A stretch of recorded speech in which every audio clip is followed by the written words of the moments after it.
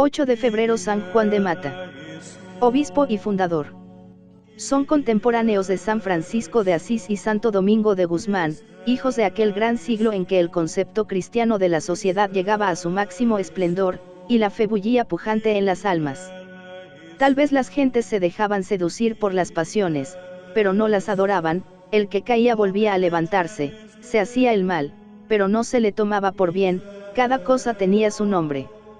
Francisco se consagró a rescatar los cautivos de la riqueza, Domingo, a libertar los cautivos del error, Juan de Mata y Félix de Valois, a romper las cadenas de los cautivos que gemían en las prisiones de la morería.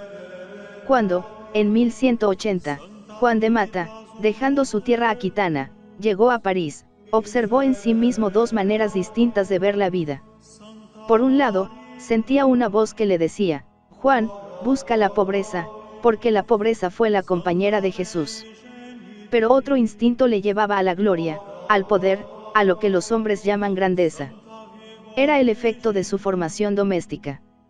Su madre le había conducido al mundo de los que sufren el dolor y la pobreza, su padre había querido hacer de él un hombre famoso, lustre de su familia, y para eso le había enviado a estudiar a Marsella, y para eso le enviaba ahora a París. Pero en el mundo de los ricos y de los sabios encontró tristeza y decepción. Sentía el vacío del corazón, un hastío profundo le acongojaba, echaba de menos las palabras de su madre y los lugares de su infancia, hasta que un día, estando en el monasterio de Santa Genoveva, oyó que le decían estas palabras: estudia la sabiduría, hijo mío, y alegra mi corazón. Desde ese momento Juan se entregó al servicio de Dios. El Espíritu se encargaba de guiar por sí mismo a aquel hombre de buena voluntad, y a veces hasta de hablar por su boca. Conoció un día en las aulas a un joven maestro de Italia, llamado Juan Lotario, y, encarándose con él, le dijo: muy pronto te sentarás en el trono de Pedro. Entretanto, Juan de Mata anhelaba por su otro yo. Juan de Mata presentía a Félix de Valois. ¿Cómo encontrarse? Félix de Valois vivía allá lejos, en las montañas de la diócesis de Meaux, enamorado de la soledad y el silencio. Hacía penitencia por los pecados de sus padres. Sus padres eran el conde Raúl y la condesa Leonor. El divorcio había traído sobre ellos y sobre su castillo el rayo de la excomunión. El hijo abandonó la morada San Juan de Mata, fundador maldita, y se presentó a su tío Tibaldo, conde de Champaña, pidiendo hospitalidad, pero un buen día, en una partida de caza, el joven gentilhombre desapareció. Buscáronle por los bosques y los ríos, en el llano y en la montaña, hasta que todos quedaron convencidos de que se había matado cayendo en algún precipicio, y notificaron su muerte. Efectivamente, había muerto al mundo, había nacido a una nueva vida. Un anacoreta que se encontró en la soledad fue el que le introdujo en aquella nueva existencia de maravillas, para él inéditas. Fue su guía, su confidente, el que, ignorante de las cosas exteriores, le dio a conocer el misterio de las interiores. Con su último suspiro, el viejo le entregó su urnao secreto, y así el discípulo quedó convertido en maestro, maestro en el arte de amar a Dios, de captar las luces invisibles que bajan cada momento del cielo a la tierra, de levantarse a las alturas sublimes de la contemplación. Poco a poco, entre sus éxtasis y sus penitencias, una idea fija empezó a brotar en su espíritu. La voz que habla a los solitarios, le habló a él de los pobres y de los desgraciados, de los más pobres entre todos los desgraciados, aquellos que, nacidos tal vez en un palacio, viven en una mazmorra maltratados por un hombre sin entrañas, condenados a servir a los enemigos de su Dios y de su raza y expuestos a perder la fe. Y como la acción tiene sus raíces en la contemplación auténtica y ortodoxa, Félix sintióse movido a socorrer a los pobres cautivos. En este momento es cuando Mata encuentra a Valois, al auxiliar presentido. Hasta ahora sus vidas habían caminado en direcciones enteramente contrarias, desde ahora se cruzan, se funden, se completan para realizar el destino providencial. Nada parecía llamar a uno ni a otro hacia el bosque de Meaux, y, sin embargo, allí fue el encuentro, y el encuentro fue el punto de partida de la obra común. El recién venido fue el primero en hablar al veterano del silencio. Después, el uno se contó al otro su vida, y de aquel relato nació en cada uno de ellos el desprecio más profundo de sí mismo y la admiración más alta del compañero. Convinieron en vivir juntos, juzgando cada uno, con ese egoísmo inverso de los santos, que el provecho de la convivencia era para sí. Aquella compañía de tres, Dios, Mata y Balgua, de Dios, que asistía con su espíritu, y de los ermitaños, que esperaban nuevas ideas y nuevas luces, duró 3 años. El hombre que durante este tiempo hubiese asistido a sus oraciones y conversaciones, se hubiera llenado de sabiduría. ¿Quién adivinaría los secretos misteriosos, que iluminaron aquel bosque y transfiguraron a aquellos 2 hombres, que no tenían cada uno más que un amigo, y este amigo era un santo?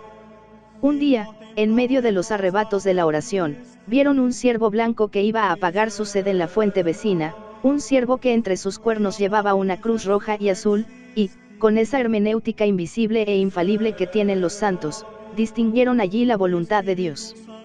Dejaron la soledad y se fueron a París a comunicar sus proyectos al obispo y a los doctores. De París fueron a Roma, y en Roma, sentado en el trono de San Pedro, encontraron a Inocencio III, a Juan Lotario, el mismo a quien Mata había dicho un día, saliendo de las aulas, serás papa. ¿Para qué más recomendación? No se podía dudar de que aquellos hombres eran hombres de Dios, y la orden de la Santísima Trinidad de la redención de los cautivos quedó establecida con toda la fuerza de la autoridad pontificia. San Juan de Mata, obispo, era aquel el tiempo heroico de las cruzadas. En España y en Oriente los cristianos luchaban sin cesar con los musulmanes, y muchos de ellos caían vivos en poder del enemigo. Además, los piratas moros infestaban los mares y las costas, capturando pasajeros, mercancías y aldeanos indefensos.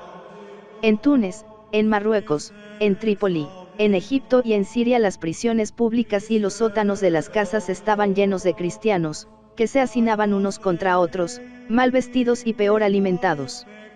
Para responder a las eventualidades de esta terrible situación, organizó su orden Juan de Mata con una sabiduría divina. A los pocos meses llegaban a Europa los primeros redentores con su botín precioso, 186 esclavos redimidos. La procesión recorrió las calles de Marsella dando gracias a Dios. Parecían sombras venidas del otro mundo, iban de 2 en 2, con vestido rojo oscuro, los rostros escuálidos, las frentes cubiertas de cicatrices, y en las manos huesudas, la huella de los hierros. El mismo Juan fue a Túnez, mientras su compañero terminaba la constitución de la orden.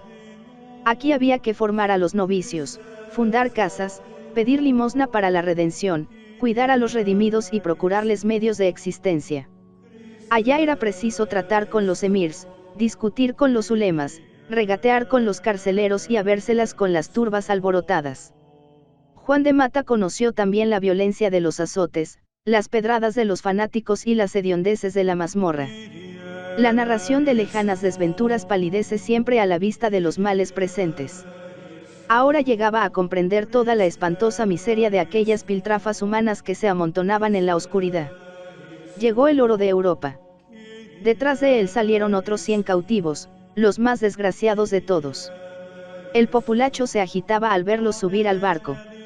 Adiós, cadenas, decían ellos en el paroxismo de la felicidad. Pero la chusma los asalta, les arranca el timón, les derriba los mástiles, les rasga las velas y les rompe los remos. No importa, Juan arranca de sus hombros el manto blanco, lo iza en un palo, y, levantando el crucifijo, invoca a la estrella del mar. Sopla el solano con fuerza, y en menos de 2 horas la embarcación llega al puerto de Ostia. Así 1, 2, 3 veces. Después, Juan llega a Cerfroy, donde Félix luchaba con las marejadas del espíritu. Va a morir. Los 2 amigos confunden por última vez sus lágrimas, y se despiden hasta el cielo. Fue pronto ese nuevo encuentro. De la ausencia de Juan, Félix cayó enfermo, vio a su compañero en la gloria y se marchó a juntarse con él.